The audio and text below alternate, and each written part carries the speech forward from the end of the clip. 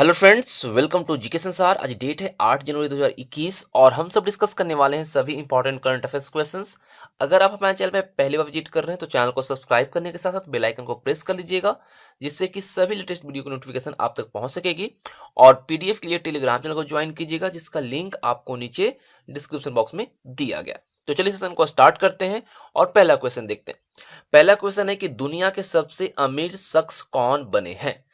आपको पता है दुनिया के सबसे अमीर शख्स जो थे वो थे जेफ बेजोस, लेकिन ये अब बदल चुके हैं और जो अब दुनिया के सबसे अमीर शख्स बने हैं वो बने हैं Elon Musk.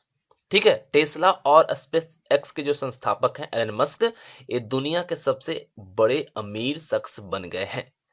Bloomberg billionaire index के अकॉर्डिंग मस्क की जो नेटवर्थ है वह गुरुवार को यानी 7 जनवरी को 188 यानी 188.5 अरब डॉलर पहुंच गई, जो कि जेफ बेजोस से 1.5 अरब डॉलर ज्यादा है।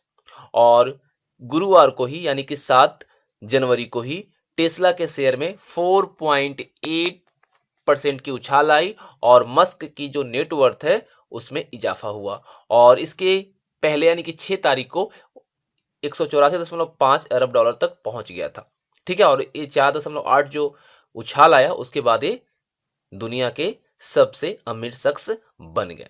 और 2017 से नंबर 1 पे कौन थे? जेफ बेजोस, अमेजोन के सीईओ, है ना। आपको मैं बताऊं कि एलन मस्क जो है नवंबर 2020 में ही बिल गेट्स को पीछे छोड़ते हुए दुनिया के दूसरे सबसे अमीर शख्स बने थे। और उस वक्त उनके पास जो कुल संपत्ति उनकी थी, जो नेटवर्थ थी, वो था 128 अरब डॉलर। और पिछले 12 महीने में एलन मस्क की संपत्ति जो है वो 150 अरब डॉलर यानी कि करीब 11 लाख करोड़ रुपए से ज्यादा इजाफा किया है। मस्क की जो संपत्ति है इतनी जोरदार जो इजाफा हुआ, इसका कारण है कि उनकी कंपनी टेस्ला के शेयर में जबरदस्त तेजी आई और कंपनी को हो रहे जो लगातार प्रॉफिट हो रहे हैं उसमें S&P 500 इंडेक्स में भी शामिल होने के बाद उनकी जो 2020 में टेस्ला के शेयर्स हैं वो 743 यानी 743% तक बढ़े हैं। आपको मैं बता दूं कि पिछले साल कंपनी ने 5 लाख इलेक्ट्रिक कारों का उत्पादन और डिलीवरी भी किया। तो यहाँ पे सही आंसर जो रहेगा आपका एलन मस्क रहेगा। पहले स्थान पे एलन मस्क हो गए, दूसरे स्थान पे जेफ बेजोस और तीसरे स्थान पे बिल गेट्स। याद रखिएगा, दुनिया के सबसे अमीर शख्स बन गए हैं एलन मस्क, दूसरे स्थान पे जेफ बेजोस और तीसरे स्थान पे है बिल गेट्स। अगला प्रश्न देखते हैं। अगला प्रश्न कहता है किस सरकारी संगठन ने रेड मीट मैनुअल से हलाल शब्द को हटा दिया है। तो आपको मैं बता दूं कि केंद्र सरकार ने रेड मीट मैनुअल से हलाल शब्द को हटाया है। तो यहाँ पे जिसको ये आदेश दिया गया वो दिया गया एपीडा को। ठीक है, आपको मैं बता दूं एपीडा यानी agriculture and processed food product export development authority जो है, जिसकी स्थापना हुई थी 13 फरवरी 1986 को, इसने एक दिशा निर्देश जारी किया। और ये जो दिशा निर्देश जारी किया गया उसके पीछे कारण है कि हिंदू राइट और जो सिख संगठन थे उन्होंने हलाल सर्टिफिकेशन के बाद और उसके खिलाफ एक ऑनलाइन अभियान चलाया था और उसी के मद्देनजर इसको दिशा निर्देश जारी किया गया।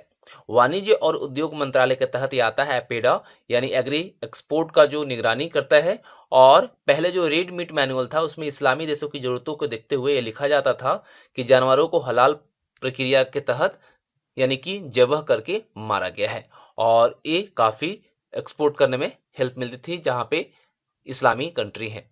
हलाल का मतलब है कि जानवर की जो गर्दन है वो एक तेज धार वाले चाकू से रेत कर काटा जाता था। ठीक है, और इसके बाद सांस वाली जो नली है कटने के कुछ देर बाद जानवर की जान चली जाती थी। और मुस्लिम मान्यता के अकॉर्डिंग ये जो हलाल होने वाले जो जानवर हैं उनके सामने कोई दूसरा जानवर नहीं ले जाना चाहिए और एक जानवर हलाल करने के बाद ही वहां दूसरा जानवर को ले जाना चाहिए, ऐसा मुस्लिम मान्यता है। और वहीं अगर आप देखते हैं कहीं कहीं झटका मीट, तो झटका का मतलब है कि बिजली से झटके से ये शब्द आया है। इसमें जानवर को काटने से पहले इलेक्ट्रिक शॉक देकर उसके दिमाग को सुन्न कर दिया जाता है ताकि वो ज़्यादा संघर्ष ना कर सके और उसी अचेत अवस्था में उस पर झटके से एक जोरदार हथियार से उसका जो सिर है उसको अलग कर दिया जाता है। ठीक है, चलिए अगला प्रश्न देखते हैं। अगला प्रश्न कहता है कि किस संस्थान ने स्वस्थ वायु नामक वेंटिलेटर विकसित किया है। तो आप सबको पता है किसके द्वारा किया गया है। तो ये जो किया गया है वो किया है CSIR-NPL। ठीक है, बेंगलुरु स्थित वैज्ञानिक एवं औद्योगिकी अनुसंधान परिषद यानी CSIR जो है, उसकी नेशनल एरोस्पेस लेबोरेटरी के साइंटिस्ट ने कोरोना मरीज के इलाज के लिए एक नॉन इन्वेसिव वेंटिलेटर वीवैप, जो कि आप यहाँ पे इमेज में देख भी पा रहे हैं, इसको विकसित किया। और वैज्ञानिकों ने वेंटिलेटर को रिकॉर्ड 36 दिनों के भीतर तैयार किया। इस वेंटिलेटर का नाम जो है वो क्या रखा गया? स्वस्थ वायु रखा गया। अगर हम बात करें नेशनल एरोस्पेस लेबोरेटरीज की यानी NPL की, तो इसकी जो स्थापना हुई थी वह कहाँ पे हुई थी? CSIR, है ना, council of scientific and industrial research, जो दिल्ली है वहां पे स्थापित हुई थी 1959 में। याद रखिए कब हुआ था? 1959 में। लेकिन 1960 यानी 1960 में इसका जो हेड क्वार्टर है वो कहाँ पे मूव कर दिया गया? बेंगलुरु में। ठीक है। और अगर आपसे पूछा जाए इसकी स्थापना कब हुई, तो 1 जून 1959। ठीक है, लेकिन इसका हेड क्वार्टर दिल्ली से जो बेंगलुरु ट्रांसफर किया गया, बेंगलुरु जो ट्रांसफर किया गया वो 1960 में किया गया। ठीक है। इसके जो डायरेक्टर हैं वो हैं जितेंद्र जे जाधव। याद रखिएगा, कौन है इसके डायरेक्टर? जितेंद्र जे जाधव। चलिए अगला प्रश्न देखते हैं। अगला प्रश्न है, हाल ही में समाचार में रही सेंट्रल विस्टा प्रोजेक्ट किससे संबंधित है? तो ये किससे संबंधित है? तो ये जो संबंधित है वो है आपका 3 हाईवे कॉरिडोर नहीं, बल्कि ये जो है आपका नया संसद परिसर से ये क्या है? संबंधित है। आपको मैं बता दूं, सेंट्रल विस्टा प्रोजेक्ट जो है इसके तहत राष्ट्रपति भवन से इंडिया गेट तक फैले राजपथ पर पड़ने वाली जो सरकारी भवन है उसका पुनर्निर्माण और पुनरुद्धार किया जाना है। सेंट्रल विस्टा प्रोजेक्ट के तहत नया त्रिकोणीय संसद भवन, कॉमन केंद्रीय सचिवालय और 3 किलोमीटर लंबे जो राजपथ है उसको रीडेवलप किया जाएगा। सेंट्रल विस्टा जो है वो राजपथ के दोनों तरफ के इलाके को कहा जाता है। राष्ट्रपति भवन से इंडिया गेट के करीब प्रिंसेस पार्क का इलाका इसके अंतर्गत आता है। सेंट्रल विस्टा के तहत राष्ट्रपति भवन, संसद, नॉर्थ ब्लॉक, साउथ ब्लॉक, उपराष्ट्रपति का घर, ये सभी आते हैं। ठीक है। और आपको मैं बता दूं कि ये जो है इसका जो निर्माण होना है, ठीक है, इसको पूरा रीइनोवेट करना है।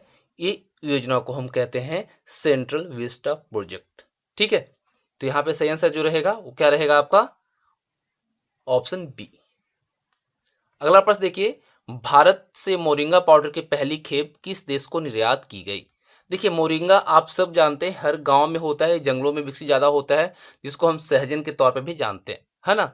तो वाणिज्य मंत्रालय ने मोरिंगा पाउडर की जो बढ़ती वैश्विक मांग है और इसके जो पोषण गुण है उसको ध्यान में रखते हुए इसका निर्यात शुरू किया है। और हवाई खेप के माध्यम से 2 टन जैविक प्रमाणित मोरिंगा पाउडर जो है वह USA यानी संयुक्त राज्य अमेरिका को भेजा गया है। अगर हम मोरिंगा की बात करें तो इसका वनस्पतिक जो नाम है वो है मोरिंगा ओलिफेरा, और इसे सहजन, डोमेस्टिक हॉर्स रेडिस, ठीक है, बेन ऑयल या बेंजोलीव टी के नाम से भी इसको जाना जाता है। भारत जो है मोरिंगा पाउडर का सबसे बड़ा उत्पादक है, इस चीज को आप नोट कर लीजिएगा। मोरिंगा जो है जंगलों में तेजी से विकसित होने वाला सूखा प्रतिरोधी पेड़ है जो भारतीय मूल में मोरिंगसेई परिवार से समृद्ध है और संबंध रखता है। साथ ही साथ ये आपको मध्य अमेरिका और कैरेबियाई देश जो है, उत्तरी अमेरिका और दक्षिणी देशों में जैसे कि अफ्रीका, दक्षिण अमेरिका और ओसेनिया में भी ये पाया जाता है, वहाँ पे भी इसकी खेती की जाती है। अब देखिए यहाँ इंडिया की बात करते हैं तो तेलंगाना स्थित मेडिकोंडा न्यूट्रिएंट्स जो है वहाँ मोरिंगा निर्यात गतिविधि को योजनाबद्ध तरीके से शुरू करने का समर्थन किया गया है और इस कंपनी के पास जो है 240 हेक्टेयर में मोरिंगा बागान है। ठीक है, याद रखिएगा। चलिए अगला प्रश्न देखिए। अगला प्रश्न कहता है कि किसे दूसरी बार अमेरिकी संसद प्रतिनिधि सभा का स्पीकर नियुक्त किया गया है? तो ये किसे किया गया है? नैन्सी पेलोसी को। ठीक है, डेमोक्रेटिक पार्टी की नैन्सी पेलोसी को कड़े मुकाबले में अमेरिकी प्रतिनिधि सभा का चौथी बार स्पीकर चुन लिया गया है। नैन्सी पेलोसी ने 216 वोट हासिल किए। आपको मैं बताऊं कि पेलोसी 2007 में पहली बार हाउस स्पीकर चुनी गई थी और इस पद पर चुने जाने वाली वो पहली महिला हैं। और साथ ही साथ स्पीकर अमेरिकी सदन का राजनीतिक और संसदीय नेता होता है। याद रखिएगा, स्पीकर अमेरिकी सदन का राजनीतिक और संसदीय नेता होता है और ये पहली महिला है जो कि इस पद पे काबिज हुई थी 2007 में। ठीक है, तो यहाँ पे सही आंसर रहेगा आपका ऑप्शन सी। और याद रखिएगा 20 जनवरी को जो बाइडेन जो है वो अमेरिका के राष्ट्रपति की शपथ लेंगे। अगला प्रश्न कहता है कि किस राज्य सरकार ने किसान सूर्योदय योजना लागू की है? तो ये किया गया है गुजरात के द्वारा। ठीक है, गुजरात सरकार ने सिंचाई के लिए दिन के समय बिजली की आपूर्ति सुनिश्चित करने के मकसद से किसान सूर्योदय योजना की शुरुआत की है। इसके तहत किसान को सुबह 5 बजे से रात के 9 बजे तक बिजली की सप्लाई किए जाने का प्रावधान है और राज्य सरकार ने 2023 तक इस योजना के तहत जो पारेषण अवसंरचना स्थापित है उसको करने के लिए 3500 करोड़ रुपए का बजट आवंटित किया है। अगर हम गुजरात की बात करते हैं तो गुजरात का जो कैपिटल आप सब जानते हैं कहाँ है, गांधीनगर है।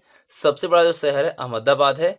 और अगर हम जिलों की संख्या की बात करते हैं तो 33 है और इसका गठन हुआ था 1 मई 1960 को। ठीक है, राज्यपाल जो वर्तमान में है वो है आपके आचार्य देवव्रत और मुख्यमंत्री हैं विजय रूपानी।